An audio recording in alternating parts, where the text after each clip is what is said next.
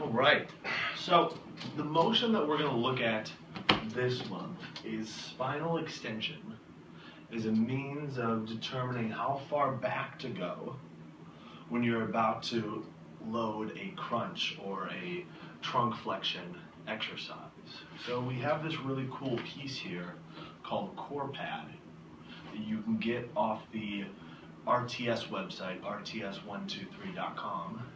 And what that will allow you to do is change the severity of the curvature of the pad.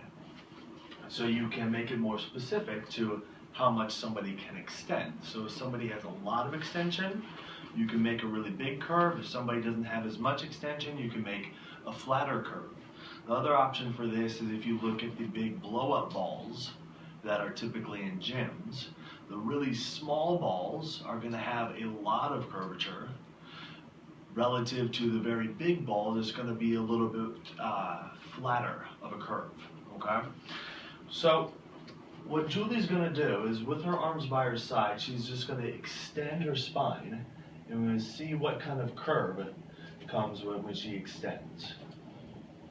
Cool, and then we're going to try to match this, and as you can see, this degree of the pad, relax, is a little bit too much, or more than what she's able to extend her own trunk, okay? So what we're just going to do is we're going to take out some of these foam pads here. We're already playing around with this earlier, so I know the level we need to be at with her.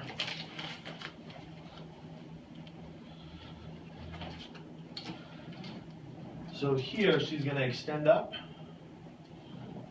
and that fits much more nicely, and it matches more of what she's able to physically do. So we're able to take on this day what her body offers and match the exercise conditions for what her body is offering. So then when we have her flip over and have her do a crunch or a trunk flexion exercise, so flip over, we can use this pad,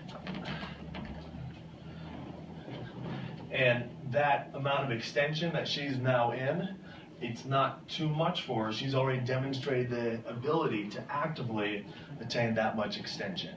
So this is something to consider for yourself when you're doing some kind of trunk flexion exercise, that end range position of trunk extension that you allow yourself to get to, making sure that you can actively get there as opposed to having gravity or the mass of the weight stack of the machine, the resistance being provided, shove you further back into spinal extension.